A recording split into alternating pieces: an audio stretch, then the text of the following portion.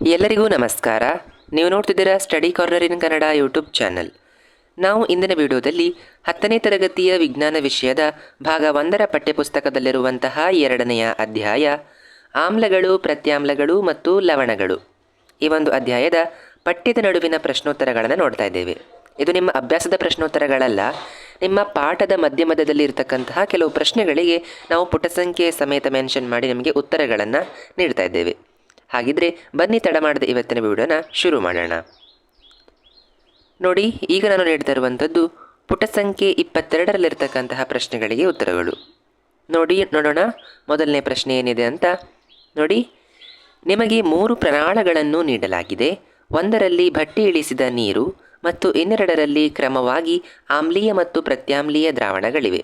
ನಿಮಗೆ ಕೇವಲ ಕೆಂಪು ಲಿಟ್ಮಸ್ ಕಾಗದವನ್ನು ಮಾತ್ರ ನೀಡಿದರೆ ಪ್ರಣಾಳದಲ್ಲಿನ ಪ್ರತಿಯೊಂದು ಮಾದರಿಯನ್ನು ಹೇಗೆ ಗುರುತಿಸುವಿರಿ ಅಂತ ಇದೆ. ನೋಡಿ, ನಮಗೇನು ಕೊಟ್ಟಿದ್ದಾರೆ, 3 ಪ್ರಣಾಳಗಳನ್ನು ನೀಡಲಾಗಿದೆ. ಒಂದರಲ್ಲಿ ಏನಿದೆ, ನೀರಿದೆ, ಅಂದರೆ ಬಟ್ಟಿ ಇಳಿಸಿದ ನೀರಿದೆ. ಇನ್ನೆರಡರಲ್ಲಿ ಕ್ರಮವಾಗಿ ಏನಿದೆ, ಆಮ್ಲ ಮತ್ತು ಪ್ರತ್ಯಾಮ್ಲೀಯ ದ್ರಾವಣಗಳು ಇದ್ದಾವೆ. ನಮಗೆ ಕೊಟ್ಟಿರುವಂಥದ್ದು ಕೇವಲ ಕೆಂಪು ಲಿಟ್ಮಸ್ ಕಾಗದ ಮಾತ್ರ. ಅದನ್ನು ಬಳಸಿಕೊಂಡು ನಾವು ಆ ಪ್ರತಿ ಮಾದರಿನ ನಾವು ಟೆಸ್ಟ್ ಮಾಡಬೇಕು. ಅದು ನೀರ, ಪ್ರತ್ಯಾಮ್ಲೀಯ ದ್ರಾವಣವ, ಆಮ್ಲೀಯ ದ್ರಾವಣವ ಅಂತ ನಾವು ಟೆಸ್ಟ್ ಮಾಡಬೇಕು, ಅದನ್ನು ಗುರುತಿಸಬೇಕು ಅಷ್ಟೇ. ಅದಕ್ಕೂ ಮೊದಲು ನಮಗೆ ಈ ಒಂದು ವಿಚಾರ ಗೊತ್ತಿರಬೇಕು. ಏನಂದರೆ ನೋಡಿ, ಕೆಂಪು ಲಿಟ್ಮಸ್ ಕಾಗದವನ್ನು ಪ್ರತ್ಯಾಮ್ಲೀಯ ದ್ರಾವಣಕ್ಕೆ ಅದ್ದಿದಾಗ ಏನಾಗ್ತದೆ, ಕೆಂಪು ಲಿಟ್ಮಸ್ ನೀಲಿ ಬಣ್ಣಕ್ಕೆ ಬದಲಾಗ್ತದೆ. ನಂತರ ನೀಲಿ ಬಣ್ಣದ ಲಿಟ್ಮಸ್ಸನ್ನು ನಾವು ಆಮ್ಲೀಯ ದ್ರಾವಣಕ್ಕೆ ಅದ್ದಿದಾಗ ಅದೇನಾಗ್ತದೆ, ಕೆಂಪು ಬಣ್ಣಕ್ಕೆ ತಿರುಗ್ತದೆ. ಅದೇ ನಾವು ನೀರಿನ ಒಳಗಡೆ ಅದ್ದಿದಾಗ ಏನೂ ಕೂಡ ಬದಲಾವಣೆ ಆಗೋದಿಲ್ಲ, ಯಾಕಂದರೆ ನೀರು ಒಂದು ತಟಸ್ಥ ದ್ರಾವಣ, ಅದರ pH ಮೌಲ್ಯ 7ಕ್ಕೆ ಸಮನಾಗಿರುತ್ತದೆ. ಬನ್ನಿ ಇದಕ್ಕೆ ಉತ್ತರವನ್ನು ಈಗ ನೋಡೋಣ. ನೋಡಿ, ಉತ್ತರ: ಭಟ್ಟಿ ಇಳಿಸಿದ ನೀರು, ಆಮ್ಲೀಯ ದ್ರಾವಣ ಮತ್ತು ಪ್ರತ್ಯಾಮ್ಲೀಯ ದ್ರಾವಣಗಳಿರುವ 3 ಪ್ರತ್ಯೇಕ ಪ್ರಣಾಳಗಳನ್ನು ತೆಗೆದುಕೊಳ್ಳಬಹುದು. ಆ 3 ಪ್ರಣಾಳಗಳನ್ನು ನಾವು ಸಪರೇಟಾಗಿ ತಗೊಳ್ತೀವಿ. ಅನಂತರ ನೀಡಿರುವ ಕೆಂಪು ಲಿಟ್ಮಸ್ ಕಾಗದವನ್ನು ಕ್ರಮವಾಗಿ ಭಟ್ಟಿ ಇಳಿಸಿದ ನೀರು, ಆಮ್ಲೀಯ ದ್ರಾವಣ ಮತ್ತು ಪ್ರತ್ಯಾಮ್ಲೀಯ ದ್ರಾವಣಗಳಿರುವ 3 ಪ್ರತ್ಯೇಕ ಪ್ರಣಾಳಗಳಲ್ಲಿ ಅದ್ದುವಂಥದ್ದು. ಆಯಿತಾ? ಅದರಲ್ಲಿ ಏನಾಗ್ತದೆ, ಪ್ರತ್ಯಾಮ್ಲೀಯ ದ್ರಾವಣವಿರುವ ಪ್ರಣಾಳದಲ್ಲಿ ಕೆಂಪು ಲಿಟ್ಮಸ್ ಕಾಗದವು ನೀಲಿ ಬಣ್ಣಕ್ಕೆ ತಿರುಗ್ತದೆ. ನೋಡಿ, ನಾವು ಯಾವ ಒಂದು ದ್ರಾವಣದಲ್ಲಿ ಅದ್ದಿದಾಗ ಅದು ನೀಲಿ ಬಣ್ಣಕ್ಕೆ ತಿರುಗಿದರೆ ಅದು ಏನಾಗ್ತದೆ, ಪ್ರತ್ಯಾಮ್ಲೀಯ ದ್ರಾವಣವಿರುವ ಇದರಲ್ಲಿ ಪ್ರಣಾಳದಲ್ಲಿ ಅದ್ದಿದಾಗ ಮಾತ್ರ ಅದು ನೀಲಿ ಬಣ್ಣಕ್ಕೆ ಬದಲಾಗ್ತದೆ. ಆಗ ನಮಗೆ ಗೊತ್ತಾಗ್ತದೆ ಅದು ಪ್ರತ್ಯಾಮ್ಲೀಯ ದ್ರಾವಣ ಅಂತ. ಆಯಿತಾ? ಮುಂದೆ ನೋಡೋಣ ಪುಟ ಸಂಖ್ಯೆ 27ರಲ್ಲಿರ್ತಕ್ಕಂತಹ ಪ್ರಶ್ನೆಗಳಿಗೆ ಉತ್ತರಗಳು. ಮೊದಲನೇ ಪ್ರಶ್ನೆ ಇದಾಗಿತ್ತು: ಮೊಸರು ಮತ್ತು ಹುಳಿ ಪದಾರ್ಥಗಳನ್ನು ಹಿತ್ತಾಳೆ ಮತ್ತು ತಾಮ್ರದ ಪಾತ್ರೆಗಳಲ್ಲಿ ಏಕೆ ಸಂಗ್ರಹಿಸಿಡಬಾರದು ಇದೆ. ಇದಕ್ಕೆ ಉತ್ತರ ನೋಡಿ, ಮೊಸರು ಮತ್ತು ಹುಳಿ ಪದಾರ್ಥಗಳು ಆಮ್ಲಗಳನ್ನು ಹೊಂದಿವೆ ಅಲ್ವಾ. ಆಮ್ಲಗಳು ಹಿತ್ತಾಳೆ ಮತ್ತು ತಾಮ್ರದ ಪಾತ್ರೆಗಳೊಂದಿಗೆ ವರ್ತಿಸಿ ಕೆಲವು ವಿಷಕಾರಿ ಲವಣಗಳನ್ನು ಉಂಟು ಮಾಡ್ತದೆ. ಅದೇನು ಮಾಡುತ್ತೆ, ಆ ಒಂದು ಪಾತ್ರೆಗಳೊಂದಿಗೆ ಆ ಆಮ್ಲ ಏನಾಗ್ತದೆ, ವರ್ತನೆಯನ್ನು ಮಾಡ್ತದೆ. ಕೆಲವು ವಿಷಕಾರಿ ಅಂದರೆ ತಿನ್ನಲಿಕ್ಕೆ ಯೋಗ್ಯವಾಗದಲ್ಲದಂತಹ ಲವಣಗಳನ್ನು ಉತ್ಪತ್ತಿ ಮಾಡ್ತದೆ. ಆದುದರಿಂದ ಮೊಸರು ಮತ್ತು ಹುಳಿ ಪದಾರ್ಥಗಳನ್ನು ಏನು ಮಾಡಬಾರದು, ಹಿತ್ತಾಳೆ ಮತ್ತು ತಾಮ್ರದ ಪಾತ್ರೆಗಳಲ್ಲಿ ಸಂಗ್ರಹಿಸಿಡಬಾರದು ಅಂತ ನಾವು ಇದಕ್ಕೆ ಉತ್ತರವನ್ನು ಬರಿಬೇಕು. ಮುಂದೆ 2ನೆಯ ಪ್ರಶ್ನೆ: ಆಮ್ಲವು ಲೋಹದೊಂದಿಗೆ ವರ್ತಿಸಿದಾಗ ಸಾಮಾನ್ಯವಾಗಿ ಯಾವ ಅನಿಲ ಬಿಡುಗಡೆಯಾಗುತ್ತದೆ? ಉದಾಹರಣೆಯೊಂದಿಗೆ ವಿವರಿಸಿ. ಈ ಅನಿಲದ ಇರುವಿಕೆಯನ್ನು ಅಥವಾ ಅದರ ಅಸ್ತಿತ್ವವನ್ನು ನೀವು ಹೇಗೆ ಪರೀಕ್ಷಿಸುವಿರಿ ಅಂತ ಕೇಳಿದ್ದಾರೆ. ನಾವೊಂದು ಆಮ್ಲವನ್ನು ತಗೊಳ್ಬೇಕು, ಅದನ್ನು ಒಂದು ಲೋಹದೊಂದಿಗೆ, ಯಾವುದಾದ್ರೂ ಒಂದು ಲೋಹದೊಂದಿಗೆ ಅದನ್ನು ವರ್ತನೆಯನ್ನು ಮಾಡಬೇಕು. ಅನಂತರ ಅಲ್ಲಿ ಸಾಮಾನ್ಯವಾಗಿ ಯಾವ ಅನಿಲ ಬಿಡುಗಡೆ ಆಗ್ತದೆ ಅಂತ ಕೇಳಿದ್ದಾರೆ. ಅದನ್ನು ಒಂದು ಉದಾಹರಣೆಯೊಂದಿಗೆ ಕೂಡ ವಿವರಿಸಿ ಅಂತ ಕೇಳಿದ್ದಾರೆ. ನಂತರ ಆ ಅನಿಲ ಬಿಡುಗಡೆ ಆಗ್ತದೆ ಅಲ್ವಾ, ಆ ಅನಿಲ ಬಿಡುಗಡೆ ಆದರೆ ಅದು ಹೇಗೆ ಬಿಡುಗಡೆ ಆಗ್ತದೆ, ಅದರ ಅಸ್ತಿತ್ವ ಏನು ಅಂತ ಕೂಡ ನಾವಿಲ್ಲಿ ಪರೀಕ್ಷಿಸಲಿಕ್ಕೆ ಕೇಳಿದ್ದಾರೆ. ನೋಡೋಣ. ಆಮ್ಲವು ಲೋಹದೊಂದಿಗೆ ವರ್ತಿಸಿದಾಗ ಸಾಮಾನ್ಯವಾಗಿ ಹೈಡ್ರೋಜನ್ ಅನಿಲ ಬಿಡುಗಡೆ ಆಗ್ತದೆ. ನಿಮಗೆ ಈ ಒಂದು ವಿಷಯ ಗೊತ್ತಿರಬೇಕು. ಯಾವಾಗಲೂ ಆಮ್ಲ ಒಂದು ಲೋಹದೊಂದಿಗೆ ವರ್ತಿಸಿದಾಗ ಅಲ್ಲಿ ನಿಮಗೆ ಬಿಡುಗಡೆಯಾಗುವಂತಹ ಅನಿಲ ಹೈಡ್ರೋಜನ್ ಅನಿಲವೇ ಆಗಿರುವಂಥದ್ದು. ನೋಡಿ, ಇಲ್ಲಿ ಏನು ತಗೊಂಡಿದ್ದಾರೆ, H2SO4 ಅಂದರೆ ಸಲ್ಫ್ಯೂರಿಕ್ ಆಮ್ಲ. ಸಲ್ಫ್ಯೂರಿಕ್ ಆಮ್ಲ ಪ್ಲಸ್ Zn ಅಂದರೆ ಜಿಂಕ್, ಸತು. ಸಲ್ಫ್ಯೂರಿಕ್ ಆಮ್ಲದೊಂದಿಗಿನ ಸತುವಿನ ಕ್ರಿಯೆ. ಆಯಿತಾ? ಇದರೊಂದಿಗೆ ಕ್ರಿಯೆಯನ್ನು ನಡೆಸಿದಾಗ ಏನಾಗ್ತದೆ, ಇಲ್ಲಿ ನಮಗೆ ZnSO4 ಅಂದರೆ ಸತುವಿನ ಸಲ್ಫೇಟ್ ಮತ್ತು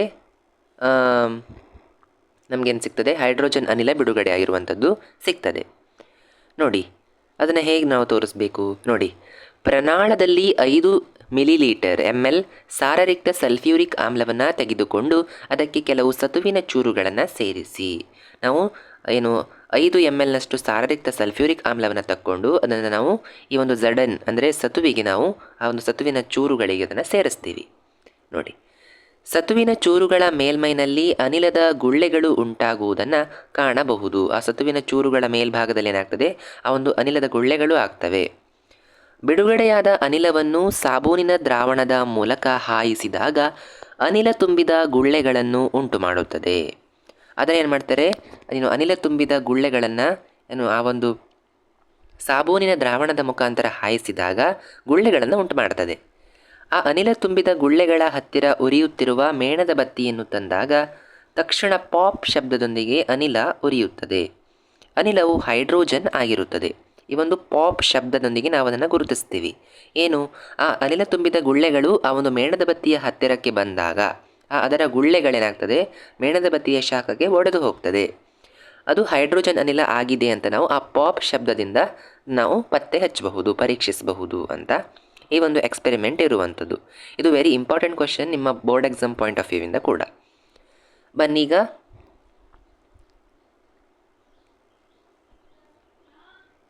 ನೆಕ್ಸ್ಟ್ ನೋಡಿ, ಅದೇ ಹೈಡ್ರೋಕ್ಲೋರಿಕ್ ಆಮ್ಲದೊಂದಿಗೆ, ಆಗ ನಾವು ಸಲ್ಫ್ಯೂರಿಕ್ ಆಮ್ಲವನ್ನು ತಗೊಂಡಿದ್ದೀವಿ. ಈಗ ಹೈಡ್ರೋಕ್ಲೋರಿಕ್ ಆಮ್ಲದೊಂದಿಗೆ ಸತುವಿನ ಚೂರುಗಳನ್ನು ಹಾಕಿದಾಗ ನೋಡಿ, ಕೆಲವಿನ ಸತುವಿನ ಚೂರುಗಳನ್ನು ಸೇರಿಸಲಾಗಿದೆ. ಅನಂತರ ಅನಿಲದ ಗುಳ್ಳೆಗಳು ಉಂಟಾಗುವುದನ್ನು ಕಾಣಬಹುದು. ಬಿಡುಗಡೆಯಾದ ಅನಿಲವನ್ನು ಸಾಬೂನಿನ ದ್ರಾವಣದ ಮುಖಾಂತರ ಹಾಯಿಸಿದಾಗ ಅನಿಲ ತುಂಬಿದ ಗುಳ್ಳೆಗಳನ್ನು ಉಂಟು ಮಾಡ್ತದೆ.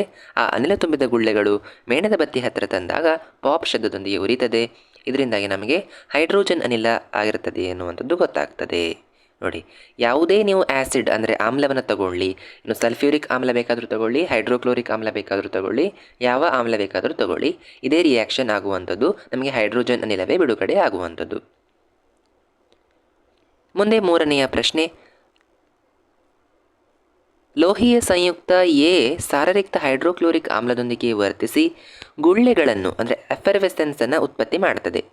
ಬಿಡುಗಡೆಯಾದ ಅನಿಲ ಉರಿಯುವ ಮೇಣದ ಬತ್ತಿಯನ್ನು ಆರಿಸುತ್ತದೆ.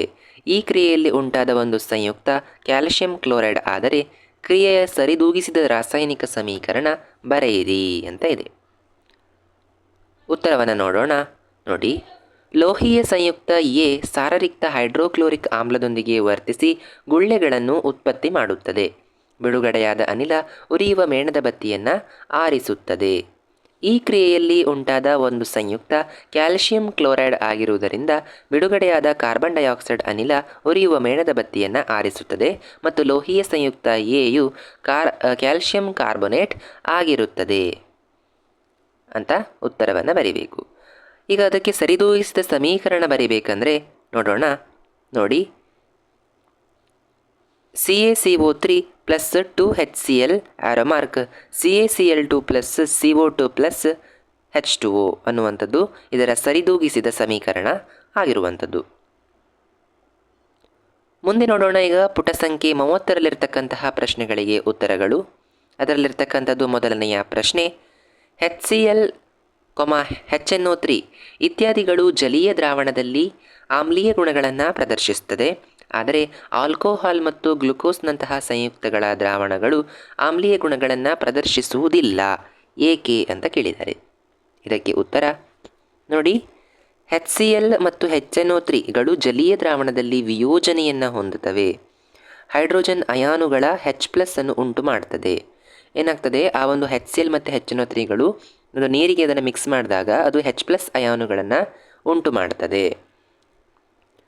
ಆ ಹೈಡ್ರೋಜನ್ ಅಯಾನು ಅಂದರೆ H+ಗಳು ನೀರಿನೊಂದಿಗೆ ಸಂಯೋಗವನ್ನು ಹೊಂದಿ ಹೈಡ್ರೋನಿಯಂ ಅಯಾನು ಅದೇನಾಗ್ತದೆ, ಆ ನೀರಿನ ಅಣುಗಳ ಜೊತೆಗೆ ಕ್ರಿಯೆಯನ್ನು ನಡೆಸಿ H3O+ ಅನ್ನು ಉಂಟು ಮಾಡ್ತದೆ. ಅದು ಹೈಡ್ರೋನಿಯಂ ಅಯಾನುಗಳನ್ನು. ಆದುದರಿಂದ HCl, HNO3 ಇತ್ಯಾದಿಗಳು ಜಲೀಯ ದ್ರಾವಣದಲ್ಲಿ ಆಮ್ಲೀಯ ಗುಣಗಳನ್ನು ಪ್ರದರ್ಶಿಸ್ತವೆ. ಗ್ಲುಕೋಸ್ ಮತ್ತು ಆಲ್ಕೋಹಾಲ್ ಎರಡೂ ದ್ರಾವಣಗಳಲ್ಲಿ ಹೈಡ್ರೋಜನ್ ಪರಮಾಣುಗಳಿದ್ದರೂ ಅವುಗಳು ನೀರಿನಲ್ಲಿ H+ಗಳಾಗಿ ಪ್ರತ್ಯೇಕಗೊಳ್ಳುವುದಿಲ್ಲ. ಆದುದರಿಂದ ಆಲ್ಕೋಹಾಲ್ ಮತ್ತು ಗ್ಲುಕೋಸ್ನಂತಹ ಸಂಯುಕ್ತಗಳ ದ್ರಾವಣಗಳು ಆಮ್ಲೀಯ ಗುಣಗಳನ್ನು ಪ್ರದರ್ಶಿಸುವುದಿಲ್ಲ ಅಂತ ನಾವಿಲ್ಲಿ ಉತ್ತರವನ್ನು ಬರಿಬೇಕಾಗಿತ್ತು. ಮುಂದೆ ಅದರಲ್ಲಿ ಎರಡನೆಯ ಪ್ರಶ್ನೆ, ಆಮ್ಲದ ಜಲೀಯ ದ್ರಾವಣ ವಿದ್ಯುತ್ತಿನ ವಾಹಕವಾಗಿದೆ ಏಕೆ ಅಂತ ಕೇಳಿದ್ದಾರೆ. ನೋಡೋಣ. ನೀರಿನಲ್ಲಿ ಆಮ್ಲಗಳು ವಿಯೋಜನೆ ಹೊಂದಿ H+ ಮತ್ತು ಆನಯಾನ್ಗಳಾಗಿ ಏನಾಗ್ತದೆ, ಪ್ರತ್ಯೇಕಗೊಳ್ಳುತ್ತದೆ. ಆಯಿತಾ. ಅದೇ ರೀತಿಯಲ್ಲಿ ಪ್ರತ್ಯಾಮ್ಲಗಳು ಕೂಡ ನೀರಿನಲ್ಲಿ ವಿಯೋಜನೆಯನ್ನು ಹೊಂದಿ OH- ಮತ್ತು ಕ್ಯಾಟಯಾನ್ ಆಗಿ ಏನಾಗ್ತದೆ, ಪ್ರತ್ಯೇಕಗೊಳ್ಳುತ್ತದೆ. ಆಮ್ಲ ಹಾಕಿದಾಗ H+ ಮತ್ತು ಆನಯಾನ್, ಮತ್ತು ಪ್ರತ್ಯಾಮ್ಲವನ್ನು ಹಾಕಿದಾಗ OH- ಮತ್ತು ಕ್ಯಾಟಯಾನಲ್ಲಿ ಪ್ರತ್ಯೇಕಗೊಳ್ಳುತ್ತದೆ. ಹಾಗಾಗಿ ಆಮ್ಲಗಳ ಅಥವಾ ಪ್ರತ್ಯಾಮ್ಲಗಳ ಜಲೀಯ ದ್ರಾವಣದಲ್ಲಿ ಅಯಾನುಗಳ ಚಲನೆಯಿಂದಾಗಿ ಏನಾಗ್ತದೆ, ವಿದ್ಯುತ್ ವಾಹಕತೆ ಇಲ್ಲಿ ಉಂಟಾಗುವಂಥದ್ದು. ಮುಂದೆ ಮೂರನೆಯ ಪ್ರಶ್ನೆ, ಶುಷ್ಕ HCl ಅನಿಲ ಶುಷ್ಕ ಲಿಟ್ಮಸ್ ಕಾಗದದ ಬಣ್ಣ ಬದಲಾಯಿಸುವುದಿಲ್ಲ ಏಕೆ? ಇದಕ್ಕೆ ಉತ್ತರ, ಶುಷ್ಕ ಹೈಡ್ರೋಜನ್ ಕ್ಲೋರೈಡ್ ಅಂದರೆ HCl ಅನಿಲವನ್ನು ಶುಷ್ಕ ಲಿಟ್ಮಸ್ ಕಾಗದದ ಮೇಲೆ ಹಾಯಿಸಿದಾಗ ವಿಯೋಜನೆ ಹೊಂದಿ H+ಗಳನ್ನು ಉಂಟು ಮಾಡಲು ಸಾಧ್ಯವಾಗುವುದಿಲ್ಲ. ಅಂದರೆ H+ ಅಯಾನುಗಳನ್ನು ಉತ್ಪತ್ತಿ ಮಾಡಲಿಕ್ಕೆ ಸಾಧ್ಯ ಆಗುವುದಿಲ್ಲ. ನೀರಿನ ತೇವಾಂಶದ ಅನುಪಸ್ಥಿತಿಯಲ್ಲಿ ಯಾವುದೇ ಆಮ್ಲಗಳು H+ ಅಯಾನುಗಳನ್ನು ಉಂಟು ಮಾಡುವುದಿಲ್ಲ. ಹಾಗಾಗಿ HCl ಅನಿಲ ಶುಷ್ಕ ಲಿಟ್ಮಸ್ ಕಾಗದದ ಬಣ್ಣ ಬದಲಾಯಿಸುವುದಿಲ್ಲ ಅಂತ ನಾವಿಲ್ಲಿ ಬರೆಯಬೇಕು. ಇನ್ನು ನಾಲ್ಕನೆಯ ಪ್ರಶ್ನೆ, ಆಮ್ಲವನ್ನು ಸಾರರಿಕ್ತಗೊಳಿಸುವಾಗ ಆಮ್ಲವನ್ನೇ ನೀರಿಗೆ ಸೇರಿಸಬೇಕೆಂದು ಮತ್ತು ಆಮ್ಲಕ್ಕೆ ನೀರು ಸೇರಿಸಬಾರದೆಂದು ಶಿಫಾರಸು ಮಾಡುವುದು ಏಕೆ? ನಾವು ಯಾವಾಗಲೂ ಆಮ್ಲವನ್ನು ಸಾರರಿಕ್ತಗೊಳಿಸಬೇಕಾದ್ರೆ, ಡೈಲ್ಯೂಟ್ ಮಾಡಬೇಕಾದ್ರೆ ಆ ಆಮ್ಲವನ್ನೇ ನೀರಿಗೆ ಸೇರಿಸಬೇಕೆಂದು, ಆಮ್ಲವನ್ನೇ ನಾವು ನೀರಿಗೆ ಸೇರಿಸಬೇಕು, ಆದರೆ ಅದೇ ಆಮ್ಲಕ್ಕೆ ನೀರನ್ನು ಸೇರಿಸಬಾರದು ಏಕೆ ಅಂತ ಶಿಫಾರಸು ಮಾಡುವುದು ಯಾಕೆ ಅಂತ ಕೇಳಿದ್ದಾರೆ. ನೋಡೋಣ. ಆಮ್ಲಗಳು ನೀರಿನಲ್ಲಿ ವಿಲೀನಗೊಳ್ಳುವ ಪ್ರಕ್ರಿಯೆ ಬಹಿರುಷ್ಣಕವಾಗಿದೆ. ಏನಾಗ್ತದೆ, ಅದನ್ನು ಮಿಕ್ಸ್ ಮಾಡಿದಾಗ ಏನಾಗ್ತದೆ, ಅದು ಅತ್ಯಂತ ಬಹಿರುಷ್ಣಕ ಕ್ರಿಯೆ, ತುಂಬ ಅದರಲ್ಲಿ ಉಷ್ಣ ಬಿಡುಗಡೆ ಆಗ್ತದೆ. ನೀರನ್ನು ಸಾರೀಕೃತ ಆಮ್ಲಕ್ಕೆ ಸೇರಿಸಿದರೆ ಉತ್ಪತ್ತಿಯಾಗುವ ಉಷ್ಣವು ಮಿಶ್ರಣವನ್ನು ಹೊರಸಿಡಿಯುವಂತೆ ಮಾಡ್ತದೆ, ಅದು ಬ್ಲಾಸ್ಟ್ ಆಗ್ತದೆ ಮತ್ತು ಸುಟ್ಟ ಗಾಯಗಳು ಕೂಡ ಉಂಟಾಗ್ಬೋದು ನಮ್ಮ ಚರ್ಮದ ಮೇಲೆ ಬಿದ್ದಾಗ. ಅತಿಯಾದ ಬಿಸಿಯಾಗುವಿಕೆಯಿಂದ ಗಾಜಿನ ಸಂಗ್ರಾಹಕವೂ ಕೂಡ ಒಡಿಬಹುದು. ನಾವು ಈ ಒಂದು ಕ್ರಿಯೆಯನ್ನು ನಡೆಸುವಾಗ ಆ ಒಂದು ಗಾಜಿನ ಸಂಗ್ರಾಹಕ ಕೂಡ, ಆ ಒಂದು ಕಂಟೈನರ್ ಕೂಡ ಒಡೆದು ಹೋಗ್ಬೋದು. ನೀರನ್ನು ಸಾರೀಕೃತ ಆಮ್ಲಕ್ಕೆ ಸೇರಿಸಿದಾಗ ಬಿಡುಗಡೆಯಾಗುವ ಅವಿರೂಪದ ಅನಿಲ ವಿಷಕಾರಿಯಾಗುವಂತಹ ಸಂಭವ ಕೂಡ ಇರ್ತದೆ. ಅಲ್ಲಿ ಆವಿರೂಪದಲ್ಲಿ ಅನಿಲ ಬಿಡುಗಡೆ ಆಗ್ತದೆ ಅಲ್ವಾ, ಅದನ್ನು ಕೂಡ ಉಸಿರಾಟ ಮಾಡಿದರೂ ಕೂಡ ಅದು ವಿಷಕಾರಿಯಾಗುವಂಥ ಸಂಭವ ಇರ್ತದೆ. ಸೊ ಹಾಗಾಗಿ ಆಮ್ಲವನ್ನು ಸಾರರಿಕ್ತಗೊಳಿಸುವಾಗ ಆಮ್ಲವನ್ನೇ ನೀರಿಗೆ ಹಾಕಬೇಕು ಅಂತ ಇಲ್ಲಿ ಶಿಫಾರಸು ಮಾಡುವಂಥದ್ದು. ಅದರಲ್ಲೇ ನೋಡಿ, ಸಾರೀಕೃತ ಆಮ್ಲವನ್ನು ನೀರಿಗೆ ಸೇರಿಸುವಾಗ ನಾವು ಎಚ್ಚರವನ್ನು ವಹಿಸಬೇಕು. ಯಾವಾಗಲೂ ಕೂಡ ನಿರಂತರ ಕುಲುಕುವಿಕೆಯೊಂದಿಗೆ ಆಮ್ಲವನ್ನು ನಿಧಾನವಾಗಿ ನೀರಿಗೆ ಸೇರಿಸಬೇಕು. ಏನು, ನಿಧಾನವಾಗಿ ಹನಿ ಹನಿಯಾಗಿ ಸೇರಿಸಿ ನಿರಂತರ ಕುಲುಕುವಿಕೆಯ ಮುಖಾಂತರವಾಗಿ ಅದನ್ನು ಸೇರಿಸಬೇಕು. ಆದುದರಿಂದ ಆಮ್ಲವನ್ನು ಸಾರರಿಕ್ತಗೊಳಿಸುವಾಗ ಆಮ್ಲವನ್ನೇ ನೀರಿಗೆ ಸೇರಿಸಬೇಕೆಂದು ಮತ್ತು ಆಮ್ಲಕ್ಕೆ ನೀರು ಸೇರಿಸಬಾರದೆಂದು ಶಿಫಾರಸು ಮಾಡುತ್ತಾರೆ ಅಂತ ಉತ್ತರವನ್ನು ಬರಿತೀರಿ. ಮುಂದೆ 5ನೇ ಪ್ರಶ್ನೆ, ಆಮ್ಲದ ದ್ರಾವಣವನ್ನು ಸಾರರಿಕ್ತಗೊಳಿಸಿದಾಗ ಹೈಡ್ರೋನಿಯಂ ಅಯಾನುಗಳ ಸಾಂದ್ರತೆಯು ಹೇಗೆ ಪ್ರಭಾವಿತಗೊಳ್ಳುತ್ತದೆ? ಅಂದರೆ H3O+ ಅಂದರೆ ಹೈಡ್ರೋನಿಯಂ ಅಯಾನುಗಳು, ಇದರ ಸಾಂದ್ರತೆ ಹೇಗೆ ಪ್ರಭಾವಿತಗೊಳ್ಳುತ್ತೆ? ನೋಡೋಣ. ಉತ್ತರ, ಆಮ್ಲಗಳು ನೀರಿನಲ್ಲಿ ವಿಯೋಜನೆ ಹೊಂದಿ ಹೈಡ್ರೋನಿಯಂ ಅಯಾನು ಮತ್ತು ಆನಯಾನ್ ಆಗಿ ಪ್ರತ್ಯೇಕಗೊಳ್ಳುತ್ತದೆ.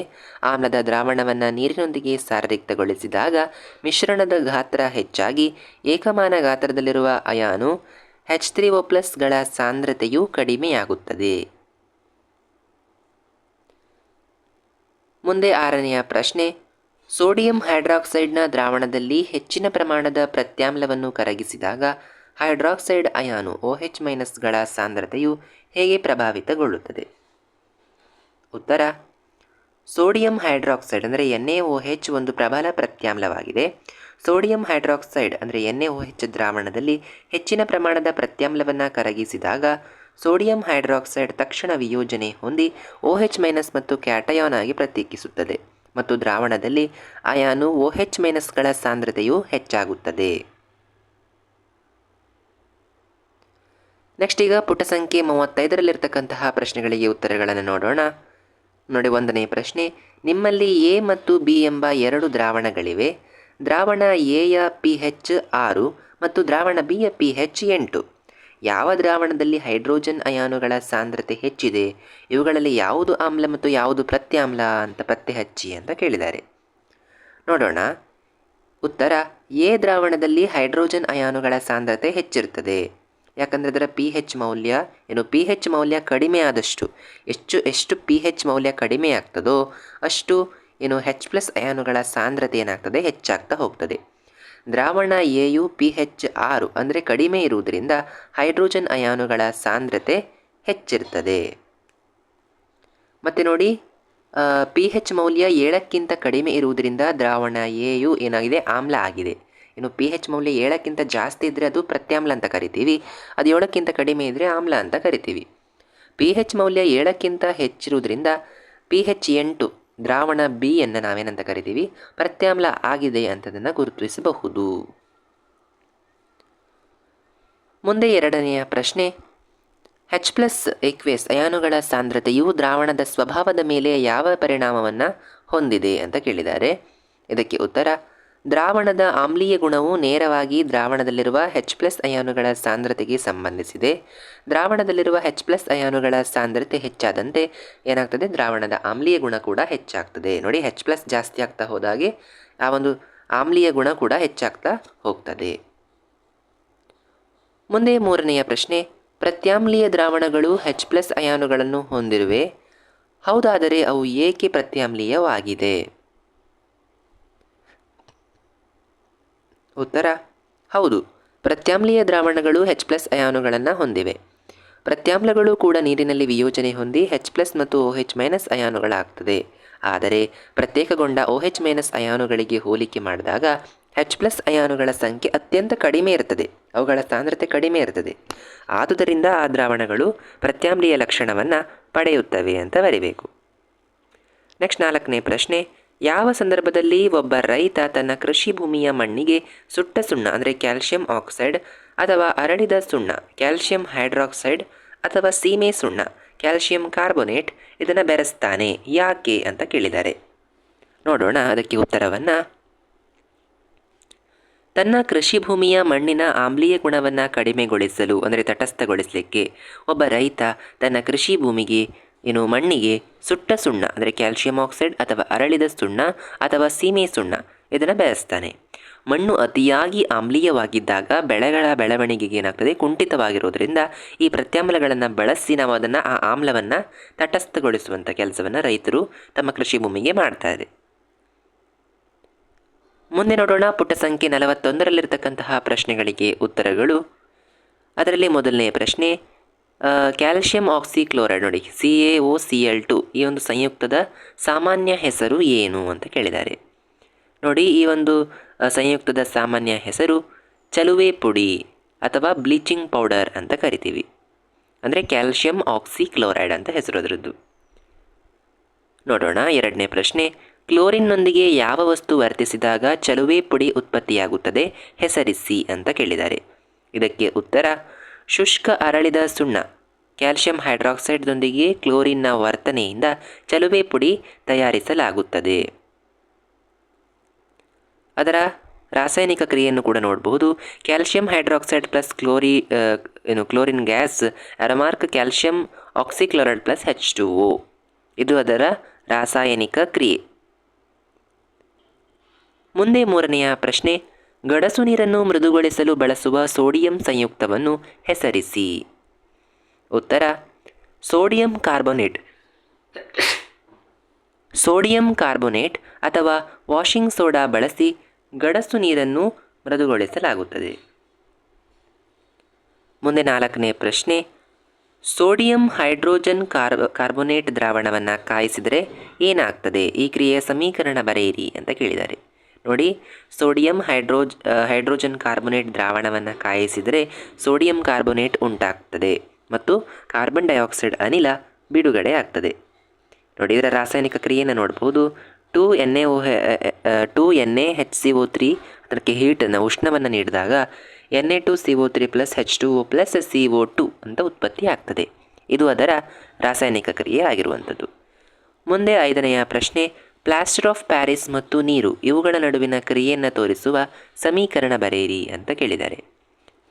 ನೋಡಿ, ಪ್ಲಾಸ್ಟರ್ ಆಫ್ ಪ್ಯಾರಿಸ್ ಬಿಳಿ ಪುಡಿಯಾಗಿದ್ದು ಅದು ನೀರಿನೊಂದಿಗೆ ಮಿಶ್ರಣಗೊಳಿಸಿದಾಗ ಪುನಃ ಗಟ್ಟಿಯಾದ ಘನರೂಪದ ಜಿಪ್ಸಮ್ ಆಗಿ ಬದಲಾಗ್ತದೆ. ಇದರ ರಾಸಾಯನಿಕ ಕ್ರಿಯೆಯನ್ನು ನೋಡಬೇಕು ಅಂದರೆ ನೋಡಿ, ಇದು ಅದರ ರಾಸಾಯನಿಕ ಕ್ರಿಯೆ. ಅಲ್ಲಿ ಮೊದಲಿದೆ ಅಲ್ವಾ, CaSO4 ಪ್ಲಸ್ ಅರ್ಧ H2O. ಇದೇನಂತ ಕರೀತಾರೆ ಇದನ್ನೇ ಪ್ಲಾಸ್ಟರ್ ಆಫ್ ಪ್ಯಾರಿಸ್ ಅಂತ ಕರೆಯುವಂಥದ್ದು. ಅದೇನಾಗ್ತದೆ, 1.5 H2O ಪರಮಾಣುಗಳೊಂದಿಗೆ ಏನಾಗ್ತದೆ ಕ್ರಿಯೆಯನ್ನು ನಡೆಸಿ ನಮಗೆ CaSO4.2 H2O ಅನ್ನು ನೀಡ್ತದೆ. ಇದರ ಹೆಸರೇನು? ಈ ಒಂದು ಸಂಯುಕ್ತದ ಹೆಸರನ್ನು ಜಿಪ್ಸಮ್ ಅಂತ ಕರೆಯಲಾಗುತ್ತೆ. ನೋಡಿ, ಈ ಒಂದು ಪ್ಲಾಸ್ಟರ್ ಆಫ್ ಪ್ಯಾರಿಸ್ ವಾಟರೊಂದಿಗೆ, ನೀರಿನೊಂದಿಗೆ ವರ್ತಿಸಿ ನಮಗೇನು ಕೊಡ್ತದೆ? ಜಿಪ್ಸಮನ್ನು ಕೊಡುವಂಥದ್ದು. ಇದಿಷ್ಟಾಗಿತ್ತು ನಿಮ್ಮ ಈ ಒಂದು 2ನೇ ಅಧ್ಯಾಯ, ಆಮ್ಲಗಳು, ಪ್ರತ್ಯಾಮ್ಲಗಳು ಮತ್ತು ಲವಣಗಳು. ಈ ಒಂದು ಅಧ್ಯಾಯದ ಸಂಪೂರ್ಣ ಪಠ್ಯದ ನಡುವಿನ ಪ್ರಶ್ನೋತ್ತರಗಳನ್ನು ನಾವು ಇಂದಿನ ವಿಡಿಯೋದಲ್ಲಿ ಡಿಸ್ಕಸ್ ಮಾಡಿದ್ದೇವೆ. ನಿಮಗೆ ಈ ಒಂದು ವಿಡಿಯೋ ಇಷ್ಟ ಆಗಿದರೆ ದಯವಿಟ್ಟು ಲೈಕ್ ಮಾಡಿ, ಶೇರ್ ಮಾಡಿ, ಸಬ್ಸ್ಕ್ರೈಬ್ ಮಾಡಿ ಅಂತ ಹೇಳ್ತಾ ಸಿಗೋಣ ಮುಂದಿನ ವಿಡಿಯೋದಲ್ಲಿ. ಅಲ್ಲಿಯವರೆಗೂ ಧನ್ಯವಾದಗಳು. Thank you for watching. Bye bye.